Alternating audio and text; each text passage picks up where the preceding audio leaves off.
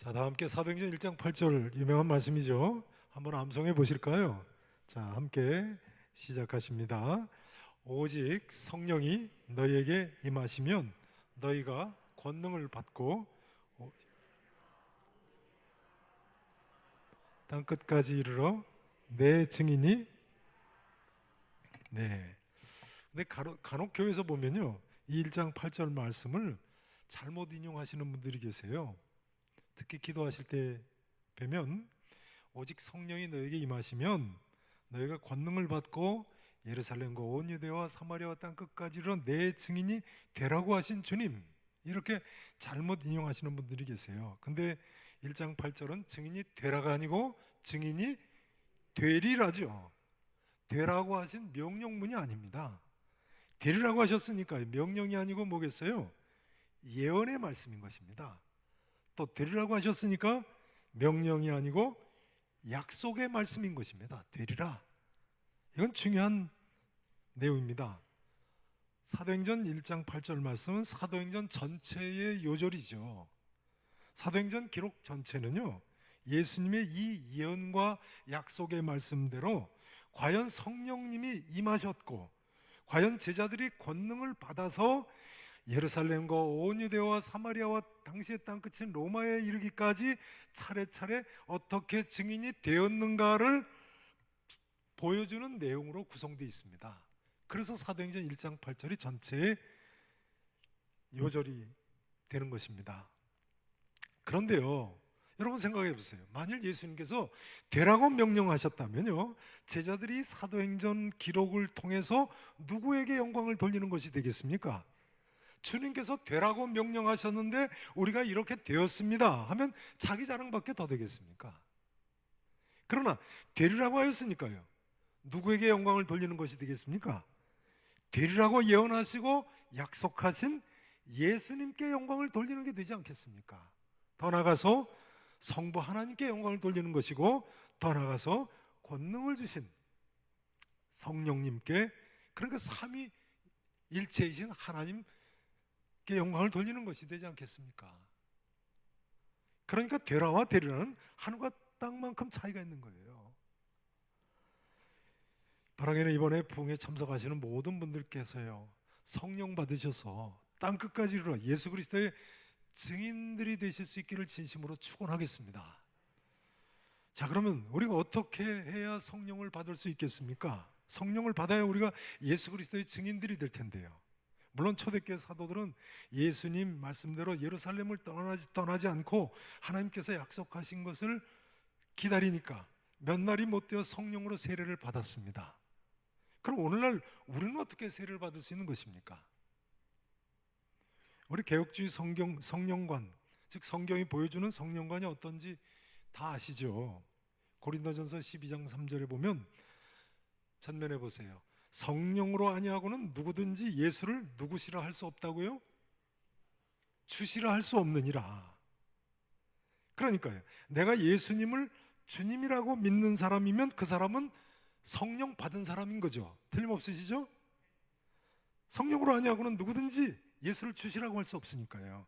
진실된 마음으로 예수님이 주님이시다 이렇게 믿는 사람은, 그러니까 성령을 받은 줄로 믿어야 되는 거예요. 틀림없으시죠? 예, 미국의 유명한 조직신학자인 R.C. 스프롤 교수라고 계세요. 이 R.C. 스프롤 교수 몇 년 전에 돌아가셨죠. 성령에 대해서 논하면서요, 이렇게 쓰고 있어요. 죄와 허물로 죽었던 사람이, 잘 들어보세요, 죄와 허물로 죽었던 사람이 다시 살아났다는 것은 외부의 어떤 힘이 가해졌다는 이야기다. 죽은 사람이 스스로 일어날 수 없다고 했습니다. 그렇죠. 죽은 사람이 어떻게 스스로 일어나겠어요? 그런데 우리는 죄와 허물로 죽을 사람들이 아니고 죄와 허물로 죽었던 사람들이잖아요. 이런 우리가 거듭났다는 것은, 다시 이야기해서 살아났다는 것은 외부의 힘이 가해졌다는 이야기죠. 이 외부의 힘이 뭐겠어요? 성령님께서 그렇게 우리 안에 역사하신 거예요. 영적으로 죽었던 우리들에게요. 그러니까 내가 진실된 마음으로 예수님을 주님이라고 믿는 사람, 그 사람에게는 성령님께서 함께 하신 것이고 함께 하심을 믿어야 되는 거예요. 성도 여러분, 성령님께서 이 시간에도 내 곁에 계신 줄로 믿으셔야 됩니다. 성령님께서 이번 부흥의 기간 나와 함께 하시는 줄로 믿으시기를 축원합니다. 그러므로 이런 이야기도 됩니다. 예수님이 주님이시라고 진실로 믿는 사람은요, 성령 받은 사람이고 또한 예수 그리스도의 뭐가 될 수 있어요? 증인이 될 수 있는 거예요. 증인이. 여러분, 예수님이 주님이심을 진실로 믿으십니까? 아멘 하세요. 근데 여러분 아십니까? 예수님께서 우리의 주님이시라는 이야기는요, 우리는 단순히 종 정도가 아니라 노예라는 이야기입니다. 단순히 종 정도가 아니고 뭐라고요? 노예예요, 노예. 왜냐하면 이 신약 성경을 기록하던 신약 시대는 대로마 제국 시대였으니까요. 종이 아니라 노예 제도가 있을 때입니다. 헬라어로 둘로스라고 해서 영어로 슬레이브, 노예라는 뜻이에요. 그런데 16세기의 종교개혁 당시에 당시 영어 성경 번역자들이 이미 중세시대는 노예제도가 없어졌기 때문에요. 이 둘로스라는 단어를 영어로 서번트, 중세시대에 있던 종으로 번역을 한 거예요. 종과 노예는 완전히 다릅니다. 종은 단순히 주인의 시중을 드는 사람이죠. 그러나 노예는 주인의 소유인 사람입니다. 왜냐하면 노예는 주인이 값을 지불하고 샀기 때문에 그렇습니다. 그런데 여러분, 우리도 주님께서 우리를 핏값으로 사셨다고 하지 않습니까? 어떻게 사셨다고요? 핏값으로 사셨어요. 그러니까 우리는 주님의 종 정도가 아니라 노예들인 거예요. 노예에게는 모든 것이 다 주인 것이죠. 그러니 이제 우리는 내게 있는 모든 것 다 주신 주님께 감사하셔야 됩니다. 그리고 먹든지 마시든지 그야말로 이제는 주님 원하시는 대로 살아야 되는 거예요. 이제 우리 전주 동북의 모든 성도님들께서는요, 이제 나는 예수님의 노예가 됐다 이렇게 생각하시면서 믿음으로 사실 수 있기를 바랍니다. 아멘 하셔야 돼요. 네. 전에 제가 태국 선교사 수련을 갔다 오는데요, 아시아나 비행기를 탔는데 냉수 한 잔을 시켰거든요. 근데 스튜어디스가 얼마나 공손하게 이 종이컵에 냉수 한 잔을 갖다 주시는지 말이죠. 무릎을 반쯤 굽히고는 그냥 이렇게 두 손으로만 줘도 되는데 말이죠. 허리를 90도로 굽히는 건 물론이고 무릎을 거의 땅에 대가면서 만면의 미소를 지면서 두 손으로 저한테 받쳐서 올리는데요, 벨트를 매서 그렇지 제가 앉아서 받는다는 게 정말 황송하게 느껴지더라고요. 근데 그때 동시에 제게 든 생각이요, 야, 우리 교회에서도 교역자들이나 중직자들, 직원들이 이제 이렇게만 하면 교회 분위기가 달라지겠다, 그런 생각이 동시에 들더라고요. 별로 그렇게 생각 안 드시나요? 하여간 전 그날 앞으로는 아시아나 비행기만 타야 되겠다 그렇게 생각했어요. 혹시 대한항공 관계되신 분 계시면 시험 들지 마시기 바랍니다. 그런데요, 생각해보면 사실은 우리 모두가 서로 그래야 되는 거 아니겠습니까? 예수님께서도 노예의 모습으로 오셔서 제자들의 발을 씻기셨거든요. 너희도 이와 같이 행하라고 그때 말씀하셨거든요.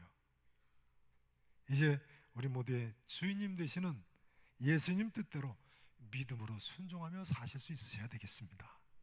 그러면 그가 누구든 간에 예수 그리스도의 증인이 될 수 있는 거예요.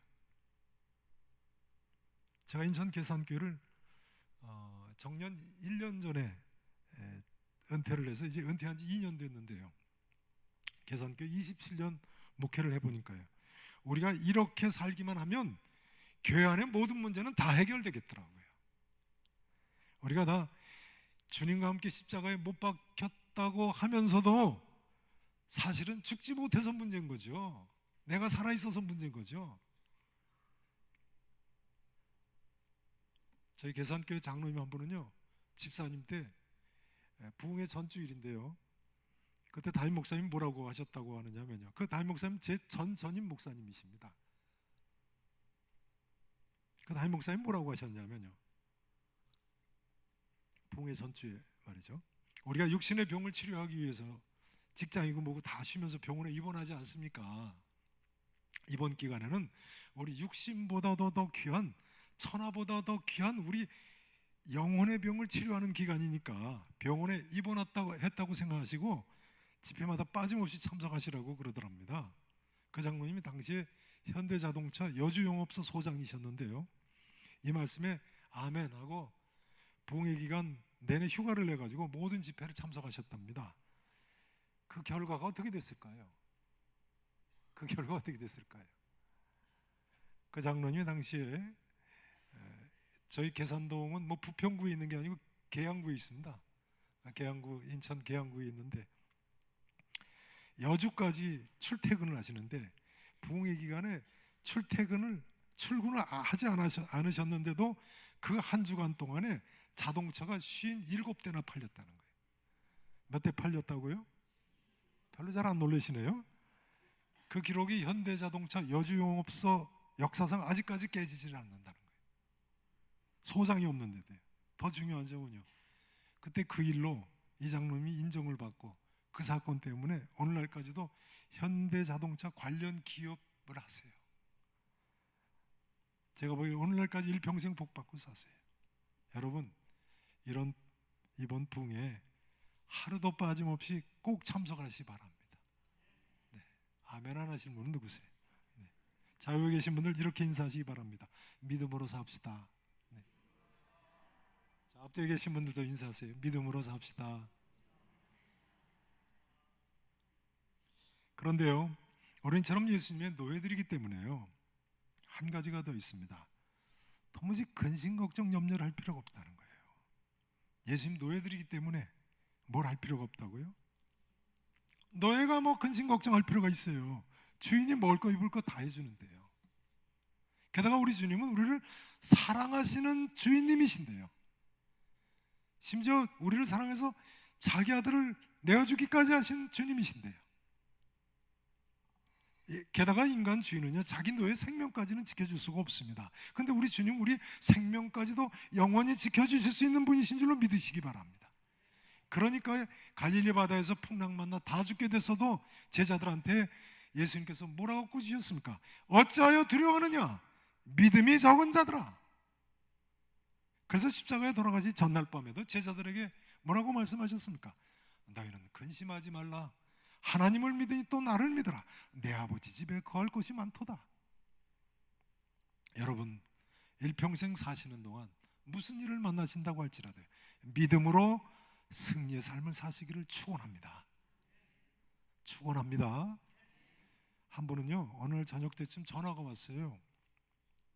저희 교회 신모 권사님이 시아버지가 돌아가시게 돼서 부평 세림병원이라는 큰 병원이 있는데 그 댁에서 이제 돌아가실 때가 됐으니까 댁으로 모시고 가라고 그랬대요. 그때만 해도 이제 모실 때였어요, 댁으로.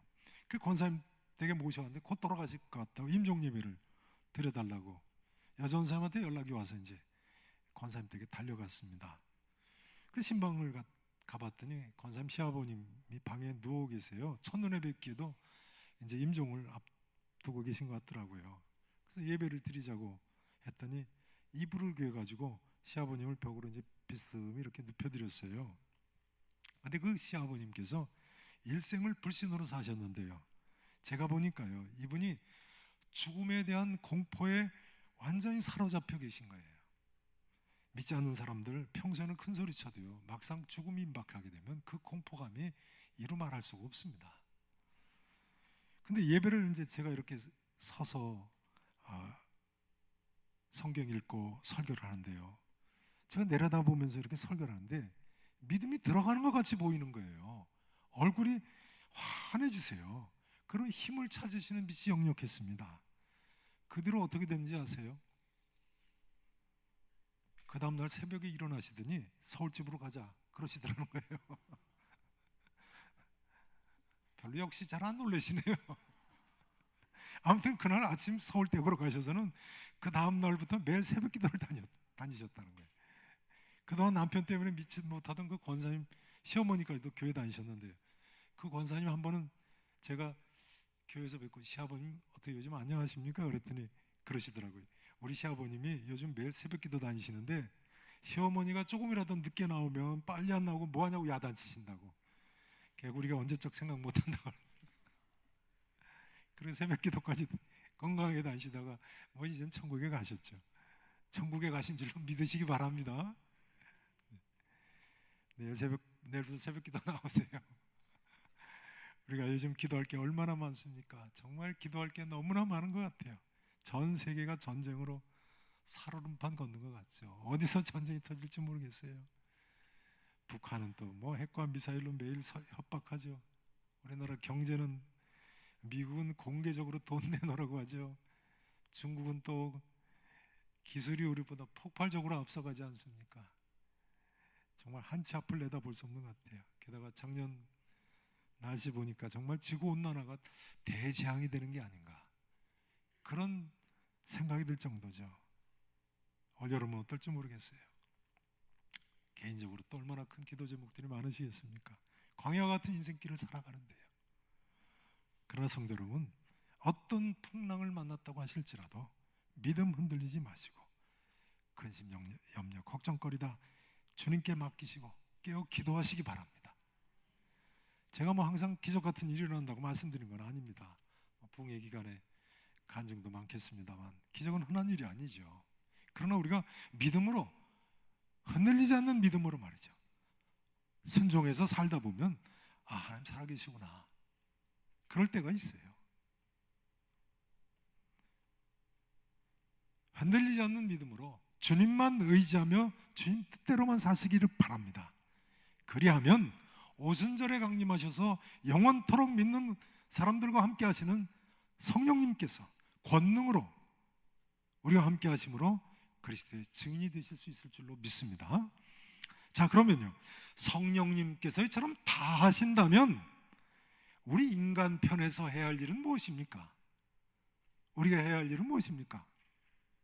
그 답이 오늘 예수님의 또 다른 지상명령인 마태복음 28장 18절 이하의 지상명령과 마가복음 16장 15절에 나와 있습니다. 자, 28장 예수님께서 너희는 가서 모든 민족을 제자로 삼아, 그 다음 같이 한번 읽어보시죠. 시작.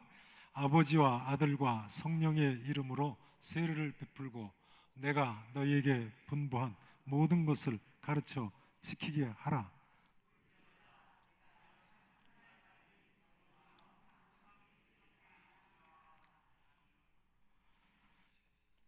자, 예수님께서는 너희는 가서 모든 민족을 제자로 삼아 내가 너에게 분부한 모든 것을 가르쳐 지키게 하라고 하지 않으셨습니까? 우리 편에서 할 일이에요. 또 다른 지상명령이 오늘 보면 마가복음 16장 15절에서는 또 뭐라고 명령하셨습니까? 따라서 하십니다. 죄송합니다. 따라서 하시죠. 너희는 온 천하에 다니며 만민에게 복음을 전파하라. 예수님께서는 이 마가복음 16장의 지상명령에서 오늘날 우리가 누구에게 무엇을 어떻게 해야 할 것인지를 구체적으로 가르쳐주고 계십니다. 우선 무엇을 전파해야 됩니까? 뭘 전파해야 돼요? 복음입니다. 마태복음 28장의 지상명령에서 인용을 하자면 예수님께서 분부하신 모든 것입니다. 자, 두 번째, 누구에게 전파해야 합니까? 누구에게요? 만민에게. 마태복음 28장에서는 모든 민족에게입니다. 그 다음 어떻게 전파해야 됩니까? 온 천하에 다니면서요. 마태복음 28장은 모든 민족에게 다니면서요. 가서 말이죠.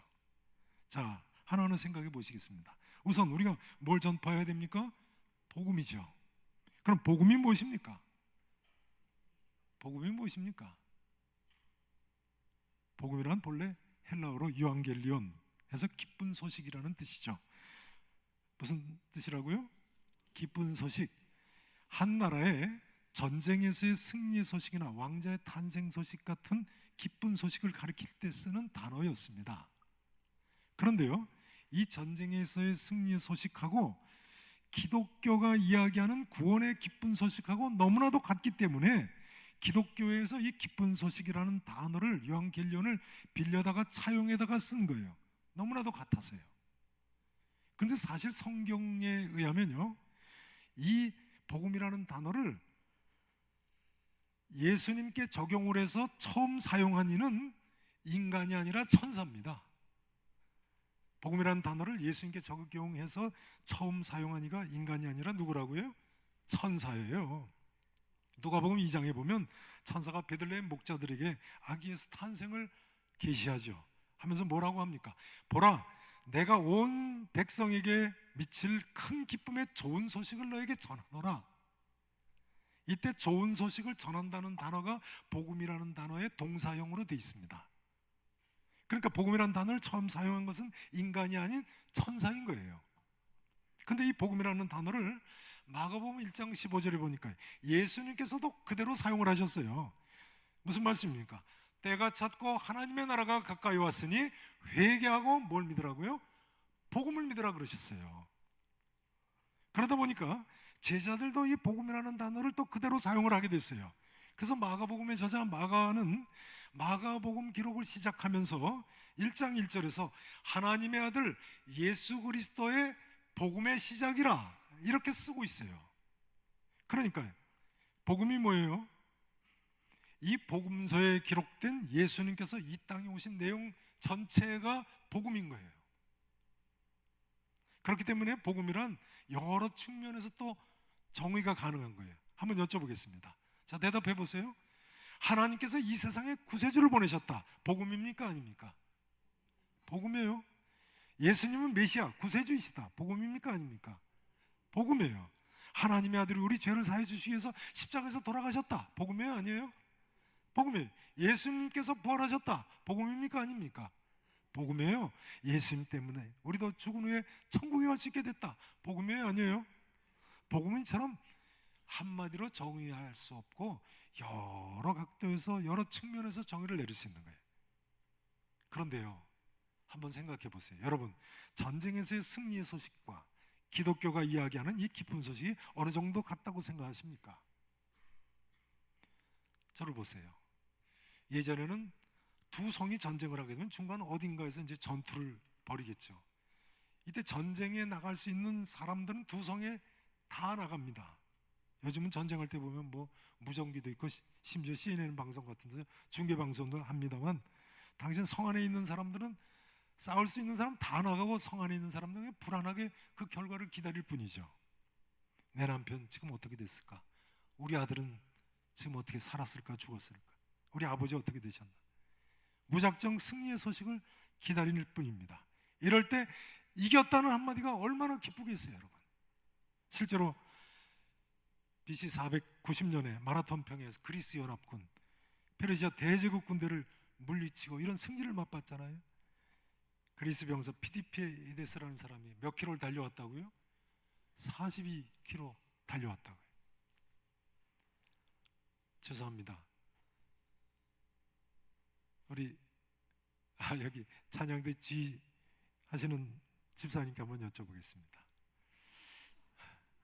만일 우리 집사님이신가요? 네, 장로님 아니시죠? 네, 집사님께서 이때 아테네 성에 사는 김씨라는 사람이었다고 생각해 보시죠. 근데 병사 피디피데스가 이겼다. 그리고 그 자리에 쓰러져 죽는 걸 목격했다고 해보죠. 근데 그걸 그 사람 말을 100% 우리 집사님 믿으셨다고 해보죠. 그럼 집사님은 어떻게 변하셨을까요? 어떻게 변하셨을까요?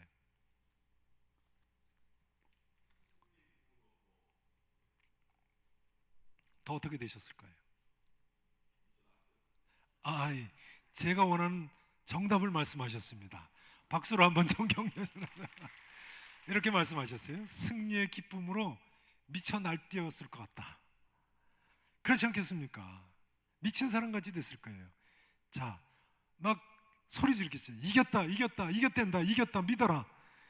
자, 누구한테 먼저 달려가겠어요? 가족들에게요. 가까운 친구들에게 찬양대로 달려오시겠죠. 어떤 분은요, 절에 가면 전도하라고 하지 않는데 교회만 가면 전도하라고 한다고, 그런 분이 계세요. 그렇습니까?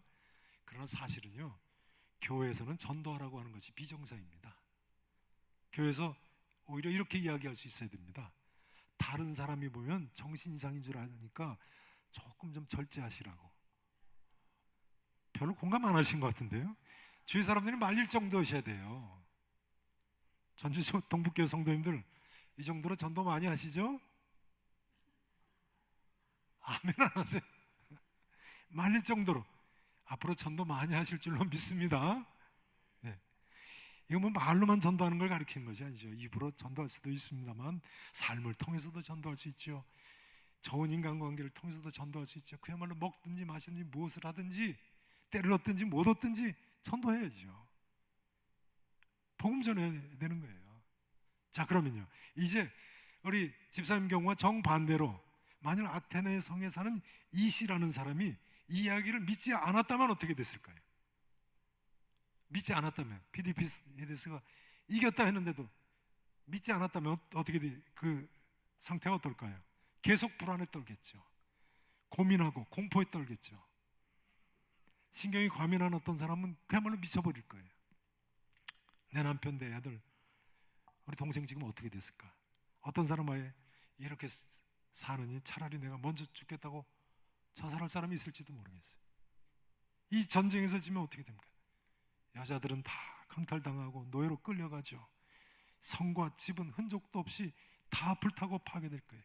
예전엔 나무하고 흙으로 집 지니까 흔적도 없어지는 거예요. 우리 애들은 다 죽임당할 때. 아무튼 이 피디피데스의 승리의 기쁜 소식을 믿지 않는 사람들은요, 그렇게 생각할 거예요. 에이, 저 사람 어디서 이상한 녀석이 나타나서 이상한 소리를 하네.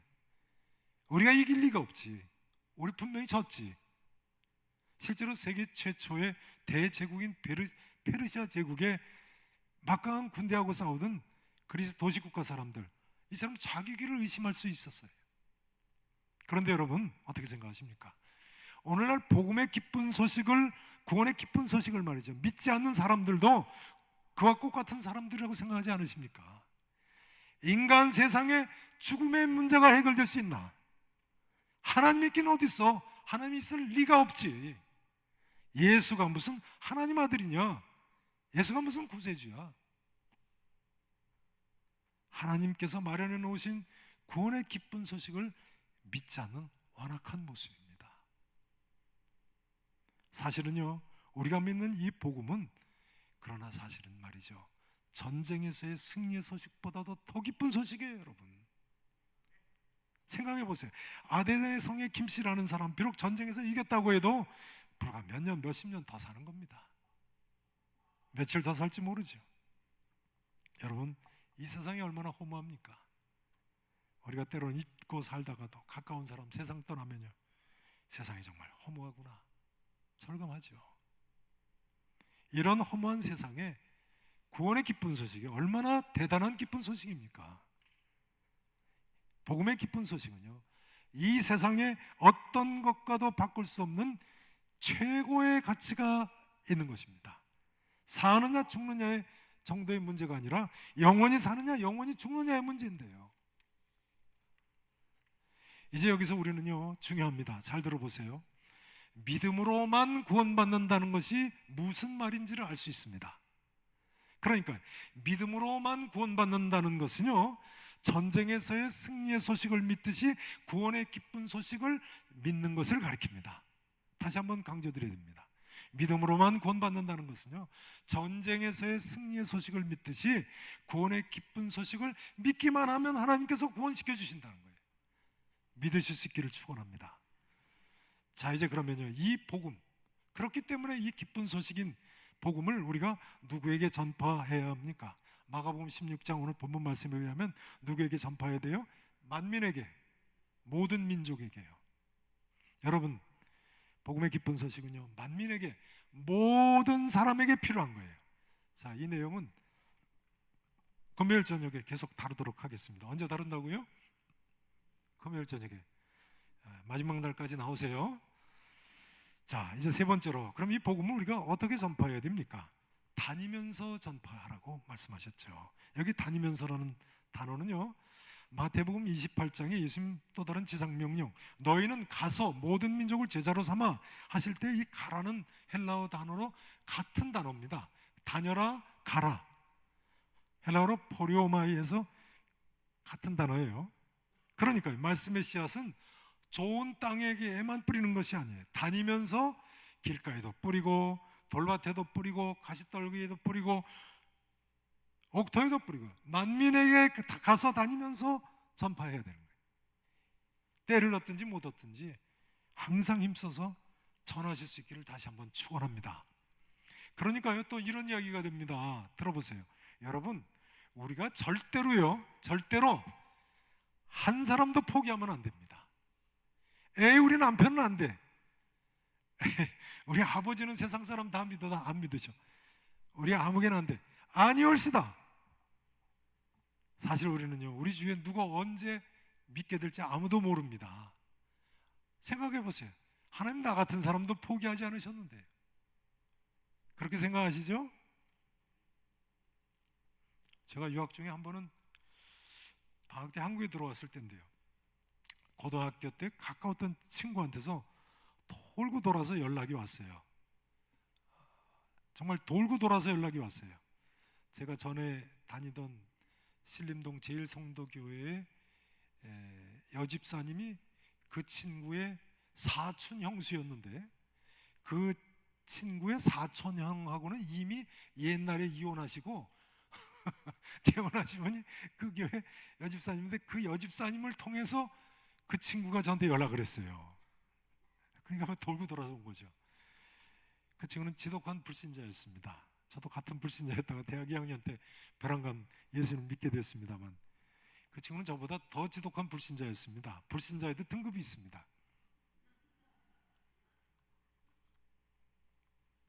그 친구가 얼마나 불신자였냐면, 제가 예수님을 믿게 된 후에 어느 날 밤에 다른 친구 집에서 이 친구를 붙들고 단둘이 밤새 믿게 된 간증을 했습니다. 집주인 친구는 일찍 잠들었어요. 아무튼 나는 이래서 믿게 됐다, 너도 같이 믿자, 그런 이야기 아니겠어요? 근데 밤새 그 친구한테 이제 이야기를 하고는 잠깐 잠들었다가 그 다른 친구 집에서 이제 아침 식사를 하고 셋이 나와서 이제 그 집 주인은 들어가고 그 친구하고 가다가 아현동 고개인데 한 사람 위로 올라가고 한 사람은 아래로 내려가게 됐어요. 근데 그 친구가 저한테 그러는 거예요. 야 태일아, 너는 내가 보기에도 예수 믿어야 되겠다, 잘 믿어라, 응? 그러고 가버렸어요. 자기는 안 믿겠다는 이야기죠. 그랬던 친구인데 돌고 돌아서 그렇게 연락이 오기를요, 그 친구가 뇌수술을 하게 됐다는 거예요. 그러고 나서 앞을 못 보게 됐다는 거예요. 그런데 김태리를 찾는다는 거예요. 꼭 좀 만나봤으면 좋겠다. 그 제 생각에, 야, 이 친구가 이제 고난이 심하니까 예수 믿으려고 날 찾는가 보다. 그리고 물어물어 이제 찾아갔습니다. 직장이 대전 표준과학연구소라서 대전에 살더라고요. 그래서 어머니가 만들어준 약식 한 덩어리를 싸들고 대전까지 이제 찾아갔어요. 근데 친구 집에 가보니까 아파트에 사는데 정말 아파트 작은 방에 전기불도 안 켜고 컴컴한 방에 앞을 못 보고 혼자 앉아 있더라고요. 나이 40엔 말이죠. 얼마나 딱한지요. 그 친구하고 이제 둘이 앉아서 컴컴한 방에서 복음을 한참 전했습니다. 근데 복음을 전하면 되게 이 사람이 얼마나 받아들이는지 알 수 있잖아요. 근데 그냥 계속 무덤덤하게 앉아 있는 거예요. 그러니 뭐 계속 전할 수 있나요? 한참 복음을 전하고는 그 친구 이름이 수영인데, 수영아 기도하자. 그리고 기도를 같이 하자고 그랬어요. 그랬더니 그러자고 그러더라고요. 뭐 이 친구도 하나님 믿게 해주세요, 이제 그렇게 기도를 하지 않겠습니까? 제 기도가 끝나니까 그 친구가 큰 소리로 아멘 그러더라고요. 근데 나중에 그러는데 그 친구가 평생에 처음 아멘이라고 한 거라고 그러더라고요. 아무튼 제 기도가 끝나니까 그 친구가 저한테 뭐라고 그러냐면, 잘 들어보세요. 태일아, 사과나무에 사과가 많이 달렸어도 실하게 잘 익은 빨간 사과가 있는가 하면 익지도 않고 떨어지는 못 먹을 사과도 있지 않냐. 난 아무래도, 그러면서 말꼬리를 흐리는 거예요. 문학을 하는 친구라서 아주 문학적으로 믿을 수 없다는 말 잘 표현을 하더라고요. 너무 실망이 되는 거예요. 하나님 이거 어떻게 된 겁니까? 와서 전도만 하면 될 것 같아서 대전까지 달려 내려왔는데, 근데 안 믿어진다는데야 더 이상 어떻게 할 수가 없더라고요. 안 믿어진다는데 어떻게 하겠어요? 근데 제가 이제 유학을 마치고 5년이 지난 후에 귀국을 해서 보니까요, 어디서 들려오는 소리가 그 친구가 신학교를 갔다는 소문이 들리는 거예요. 어디를 갔다고요? 신학교를 갔다는 거예요. 그 소리를 듣자마자 제게 척 드는 생각이, 이 친구가 눈을 뜨고 신학교를 갔나 감고 신학교를 갔나 너무 궁금한 거예요. 어떻게 됐을 것 같으십니까? 눈 뜨고 갔을 것 같으세요? 역시 전주 동부교회 목사님들, 저 성도님들, 우리 김 목사님 때는 믿음이 좋아지셨네요. 그 친구가 제가 다녀간 후에 주위 사람들 전도로 점차 믿게 됐는데요, 알고 보니까 그 아내가 권사님 따님이더라고요. 그런데 시어머니가 하도 절에 열심히시라서 믿는 척도 못한 거죠. 그런데 남편이 이제 닐수라고는 앞을 못 보게 되니까 그렇게 주위 사람들한테 자꾸만 부탁을 한 거예요, 전도를. 근데 그 친구가 예수님을 믿고 나서요, 이미 직장은 벌써 이제 그만뒀으니까요, 할 일이 없으니까 길에 다니면서 전도를 했다는 거예요. 근데 전도를 하러 다니다 보니까 차츰차츰 눈이 보이기 시작하더라는 거예요. 5년 동안이나 보이지 않던 눈이 말이죠. 역시 잘 안 놀라시네요. 네, 웬만하면 잘 안 놀라시는 모양이죠. 여러분, 하나님 분명히 살아계십니다. 우리는 그저 모든 건 믿음으로 다 주님께 맡기고 어떤 경우에도 묵묵히 실망하지 말고 하나님 말씀대로 사시기 바랍니다. 그리고 만민에게 이 구원의 기쁜 소식, 내가 만난 이 구원의 기쁜 소식 복음을 전하기만 하면 되는 거예요. 때로는 힘들어도요, 믿음으로 열심히 말씀에 씨앗 뿌리면 하나님께서 결실을 거두실 때가 분명히 있을 줄로 믿으셔야 됩니다. 일평생 성도 여러분, 온 천하에 다니시며 만민에게 이 복음의 기쁜 소식을 전하시는 복을 누리실 수 있기를 진심으로 축원합니다. 자, 이번 부흥회 기간에 주위 분들하고 꼭 나오셔서 하나님 말씀을 꼭 들으시기 바랍니다. 네, 아멘 몇 번 안 하셨어요? 자, 이제 제가 믿게 된 간증을 좀 나눠보도록 하겠습니다. 그 친구한테 밤새 했던 간증입니다. 좀 줄여서 하겠습니다. 줄이지 않으면 오늘 밤새야 되니까요. 저는 원래 불신자였습니다. 하나님 존재를 전혀 믿지 않을 정도가 아니라 하나님 분명히 존재하지 않는다고 확신하던 무신론자였습니다. 근데 우스운 건요, 제가 그때 인간의 한계까지도 믿질 않았었어요. 이 자리에 젊은 분들이 계신데 세상 사람들, 특히 젊은이들 중에는 이런 사람이 많습니다. 내가 뭐든지 할 수 있을 것 같이 잘못 생각하는 거죠. 근데 저는 처음으로 대학 입학 시험 볼 때 인간의 한계를 느꼈습니다. 저는 일찍부터 연세대학교 사학과만 가려고 했어요. 저희 선친이 연세대학교 사학과 1회 졸업생이시거든요. 근데 그과 교수가 되시려고 했는데 6.25 사변이 나가지고 부산으로 피난을 따라간 사람들은 교수가 다 됐는데 고향으로 부모님 계신 고향으로 내려가서 교수가 되지 못했다고 그러셔서 장남 인재가 아버지 되신, 전 또 마침 역사에 관심이 많아서 사학과 교수가 되려고 했어요. 근데 그때 저는 처음으로 인간의 한계를 어려움풋이 느꼈습니다. 공부를 하다 생각해 보니까요, 아무리 열심히 해도 시험 당일에 맹장 걸리면 시험 못 보는 거 아니에요? 그 대학 극과의 교수가 되려면 그 대학 극과에 입학을 해야 되는데, 여러분, 하나님을 믿으려면요, 먼저 인간의 한계를 인정해야 됩니다. 자기 한계를 인정할 수 있어야 됩니다. 아무튼 우여곡절 끝에 원하던 대학에 들어갔어요. 근데 입학 신체 검사에서 폐결핵이 걸린 것을 알게 됐습니다. 조건부 입학이라는 것이 됐습니다. 조건부 입학이라는 거는요, 1년 동안 치료해 봐서 병을 고치면 입학을 허락해주고 고치지 못하면 입학이 취소되는 그런 제도입니다. 왜냐하면 그건 전염병이니까요. 근데 휴학 기간에 웬일인지 병이 더 악화가 됐어요. 가을이 됐는데 의사 선생님이 오른쪽 폐 상엽을 수술하지 않으면 입학시켜 줄 수 없다고 그러는 거예요. 딜레마에 빠졌습니다. 수술하고 그 대학 그과에 들어가느냐, 아니면 수술 안 하고 다시 입학시험을 보느냐. 왜냐면 저의 인생의 당시 유일한 목표가 그 대학 그과 교수가 되는 거니까. 저울질을 시작했습니다. 수술을 해야 되나 하지 말아야 되나. 근데 수술하면 제일 문제가 되는 게 수술하다 죽는 거더라고요. 근데 그때가 당시만 해도 그게 아주 큰 수술이라서 주변 사람 중에 그 수술하고 돌아가신 분들도 있다고 말리는 사람들이 제법 됐어요.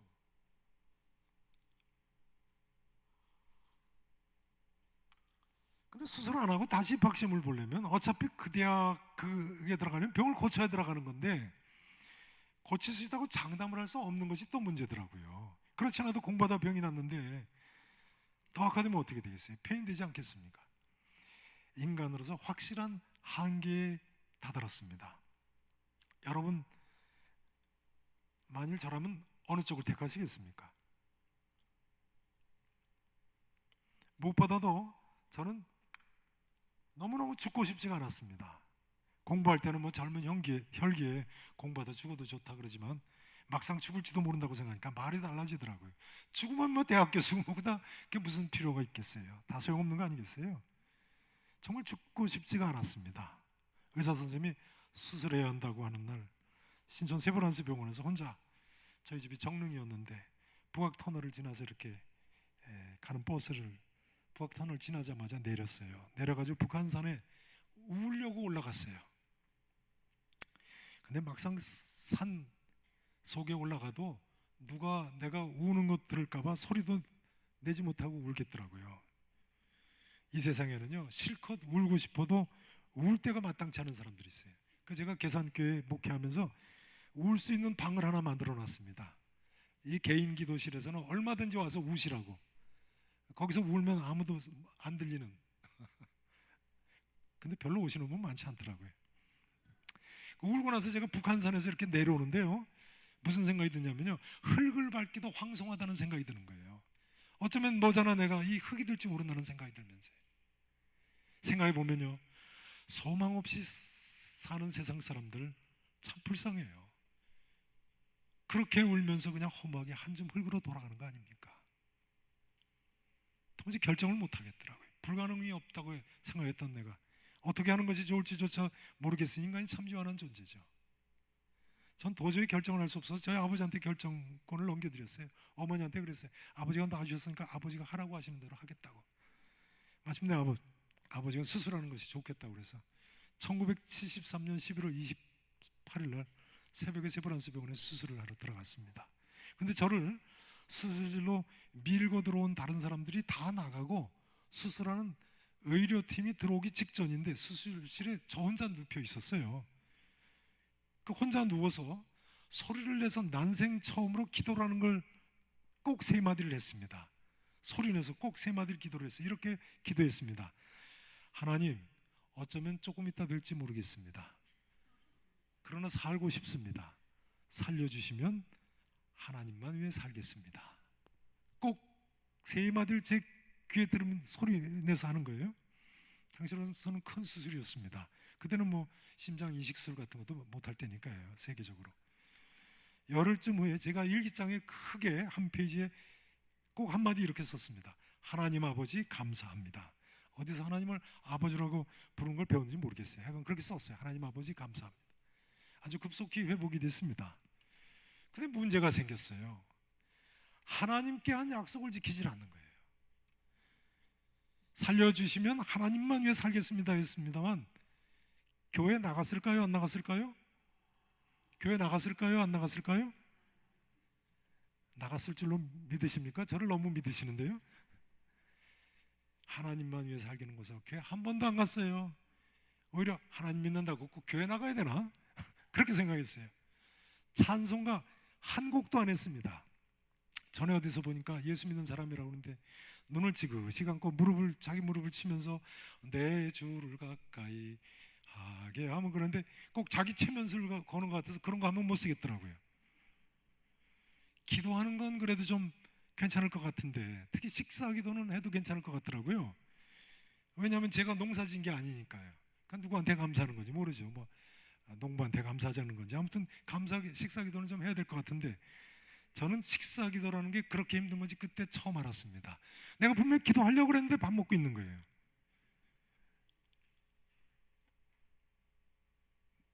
제멋대로 만들려고 하는 거죠. 성경도 좀 읽으려고 했는데요. 구약 성경은 뭐 워낙 두꺼워가지고 읽을 생각도 못하고 영어 공부 좀 할까 하고 대학 입학할 때 받아놓은 기도원 성경이 있어요. 한영 대역. 그래서 머리맡에 그거 놔뒀다가 그 영한 대조역을 좀 읽으려고 했는데 하여간 시작부터 누가 누굴 낳고 누가 누굴 낳고 하는데 도무지 졸려서 읽을 수가 없는 거예요. 놀랍게도요, 대학 2학년 때까지 1년 반 동안 마태복음 반장을 못 넘어갔어요. 1장 반을 못 넘어갔어요. 서문, 나중에 서문 읽어봤어요. 도대체 이게 무슨 책인데 이렇게 졸린가. 근데 서문 읽을 땐 졸립지가 않더라고요. 근데 마태복음 1장만 읽으면 졸리기 시작하는. 나중에는요, 자야하는데 잠이 안 오면 누워가지고 옆으로 누워서 마태복음 1장 이렇게 틀림없이 잠드는 거예요. 야, 저도 왜 그런지 모르겠어요. 혹시 요즘 나도 성경만 읽으면 졸립습니다 하시는 분 계시면 저를 보고 희망 가지시기 바랍니다. 네, 길이 있습니다. 그런데요, 수술 후유증이 찾아왔습니다. 5만 군데가 다 아픈 거예요. 하여간 그때 병이란 병은 다 알아봤습니다. 제가 목회하는 동안 누가 어디가 편찮으시다 그러면 어느 정도 아프신지 증세를 다 말할 수 있습니다. 근데 정말 심각한 문제는요, 점차 의심이 들기 시작하는 거예요. 나를 과연 하나님이 살려주신 것일까? 그 수술한다고 모든 사람이 다 죽는 것은 아니지 않는가? 그럴 것 같지 않으십니까? 아주 합리적인 의문이죠.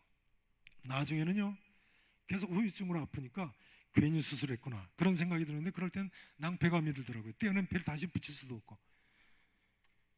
점차 수술하라고 하시는 아버지를 원망하게 되더라고요. 결정을 내가 못 내리게 돼서 아버지한테 결정권 내가 드렸는데 사람 참 일이 안 되는 듯 싶으면 다른 사람 원망부터 해요. 그러면서 1년 반을 지나서 1975년이 됐습니다.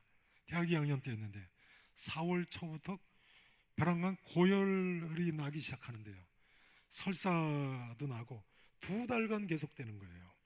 낮에는 그래도 열이 좀 떨어져서 약을 먹으면서 간신히 참고 학교 가는데, 뭐 대학 강의라는 게 일주일에 한 이틀 가면 2, 3일 가는 거니까 또 잠깐 2-3시간 공부하고 오는 거니까. 근데 밤마다 열이 얼마나 나는지요. 저는 그렇게 열이 심한 경우를 오늘까지 못 본 것 같아요.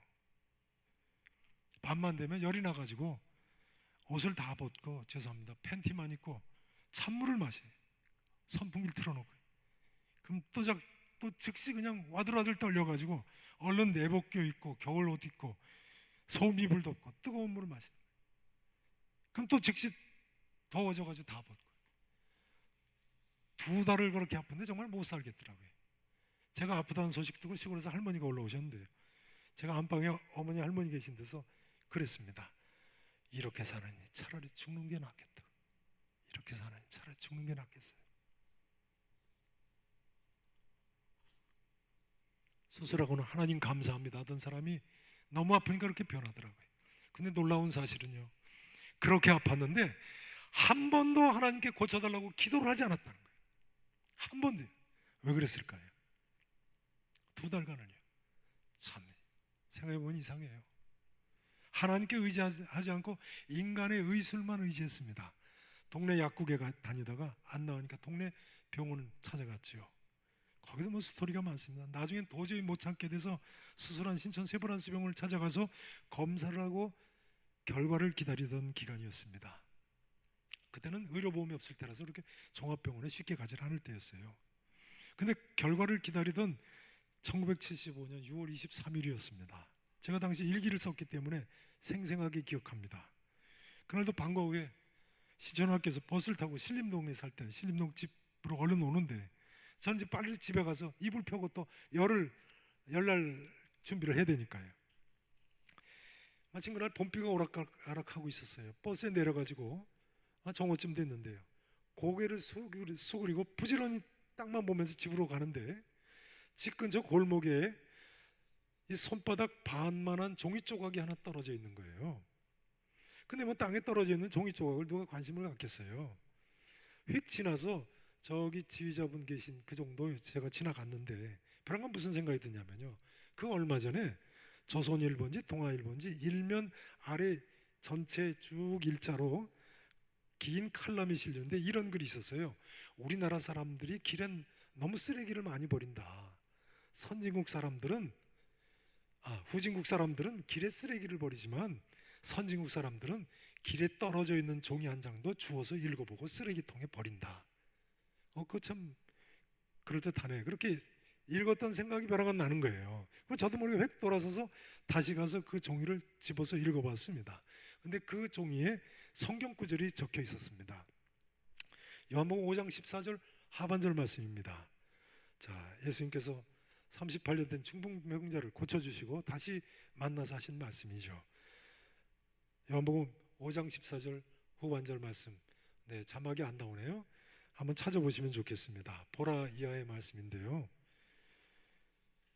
5장 14절 하반절 말씀입니다. 성경 있으신 분들 한번 찾아서 같이 읽어보시죠. 자, 같이 읽으십니다. 보라부터 시작. 보라, 네가 나았으니 다시는 죄를 범하지 말라.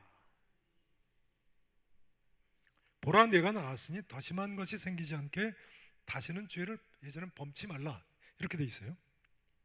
길에 떨어져 있는 종이를 뭐 이렇게 자세히 읽겠습니까? 휙 읽어보니까 이상하다 그런 생각이 들어요. 다시 한번 읽어보니까 나한테 하는 이야기 같은 생각이 드는 거예요. 세 번째 좀 더 자세히 읽어봤습니다. 근데 나한테 하는 말 같은데 싶으면서 동시에 무슨 생각이 드냐면요, 아니야, 이건 아마 장로님이나 교회 전도사님이 어떤 아픈 사람 병문안 갈 때 써다 주려고 써가지고 가다가 떨어뜨린 걸 거야, 이런 생각이 드는 거예요. 길을 쓰고 안 믿으려고 하는 거죠. 그러고는 그 자리에다가 그대로 놔두고 돌아서 집으로 왔습니다.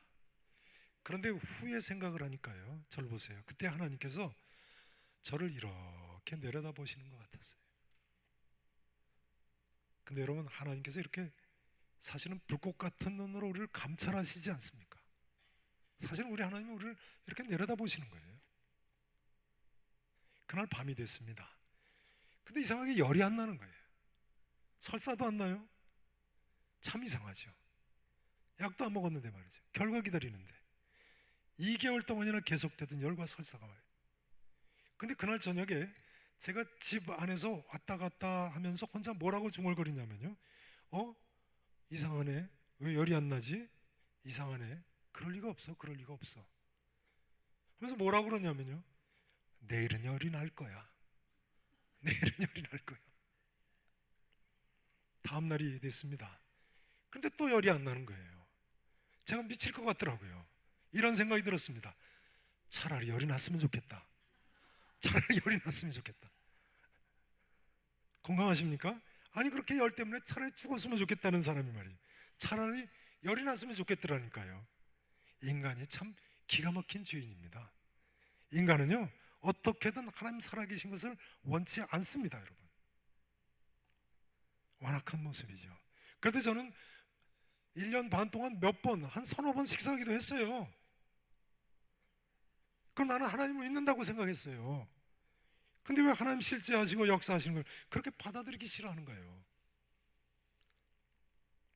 그러나 여러분, 우리가 원하든 원치 않든 하나님은 실제로 존재하시는 분이십니다. 하나님 살아계세요. 분명히 살아 역사하십니다. 우리 같은 죄인들을 위해서 은혜를 베푸신다니까요. 믿으시기를 바랍니다. 아무튼 도저히 못 참겠어요. 당시에 저희 집에서 유일하게 교회 열심히 다니던 식구가 작은 누이였어요. 그래서 제 방에 작은 누이를 좀 만나자고 불렀어요. 그래서 제가 제 책상에 기대서 가지고 작은 누이한테 얘기를 했어요. 난 어제 참 이상한 일이 있었네. 저기 저 골목길 있잖아 하면서 자초지종을 이야기했습니다. 온 식구들이 제가 아픈 거 다 아니까요. 근데 어제부터 열이 안 나네. 그 종이에 뭐 보라, 내가 나았으니 뭐 어쩌고, 제가 제대로 외우지를 못하는 거죠. 내가 나았으니 뭐 어쩌고 이런 귀절이었는데 어제부터 열이 안 난다고. 그러니까 저희 누이가 깜짝 놀라면서 저한테 뭐라고 그러냐면요, 잘 들어보세요. 야 태일아, 넌 내가 곁에서 보기에 하나님이 그렇게 살아계신 것을 너한테 가르쳐 주려고 그러시는데 너는 왜 그걸 모르고 그러니? 그런데 그 순간 제가 감전된 것 같더라고요. 감전된 것 같더라고요. 저희 너희가 그러는 거예요. 아마 그 내용이 요한복음인가 어디인가 있을 거라고. 그래가지고 머리맡에 있는 기도원 성경 요한복음 1장 1절부터 첫 단어만 봤죠. 뭐 보라로 시작되는 기술이 있나. 끝까지 갔는데 없어요. 아까 보신 대로 하반절에 마침내 찾았어요. 그날부터 제 삶이 바뀌었습니다. 처음으로 주일이 기다려졌습니다. 주일 오전에 바로 그때 보니까 저희 집 뒷집 바로 뒤가 축대위가 교회더라고요. 그래서 그 교회가 제가 청년부 출석하다 부목사까지 되고 부목사로 있던 우리 교단의 신림동에 있는 제일성도교라는 교회예요. 그래서 제가 그 교회가 우리 합동측 교단이기 때문에 제가 합동교단 목사가 돼서 우리 김종철 목사님도 만난 거죠. 서연교에서 성경을 읽기 시작했습니다. 근데 이제는 마태복음 1장을 읽어도 졸립지 않더라고요. 저는요 그때부터 모든 성경 말씀은요 제가 길에서 그때 주워 읽던 바로 그 말씀과 똑같은 살아계신 하나님 말씀으로 생각하고 읽습니다. 그러면 안 졸리세요. 나중에 보니까 그것이 대한예수교 장로의 합동교단의 성경관이더라고요. 기도도 하기 시작했고 찬송도 하기 시작했습니다. 그런데요 그 다음 주에 세브란스 병원에 이제 결과를 보러 가게 되지 않았습니까? 검사 결과 이제 기다리다가 그런 일이 있었으니까요. 근데 의사 선생님이 그러시는 거예요. 검사 결과 아무 이상이 없다는 거예요. 아니 제가 열나고 아플 때 검사했는데요. 그렇게 물어봤어요. 이상이 없다는 거예요. 참 이상하죠. 놀라운 것은요. 그 은혜 받던 날부터 열이나 설사는 물론이고 그토록 고통스럽던 모든 병이 다시 쓴 듯이 나버린 거예요. 수년 동안 감기 한 번 안 걸리니까 얼마나 좋은지 모르겠어요. 그건 또 다른 기적이에요. 수년이 지난 후에도 특별한 일이 있을 때만 아프더라고요. 5년 반 만에 신학교 2달 다니다가 총신 다니다가 1980년 4월에 신학교 분란이 나서 학교가 수업을 안 하고 그 직후에 광주 민주화운동이 일어났죠. 그래가지고 5월 달이니까요. 학교가 12월까지 휴교를 해서 전에 다니던 대학원에서 전공을 하던 논문을 마저 썼습니다.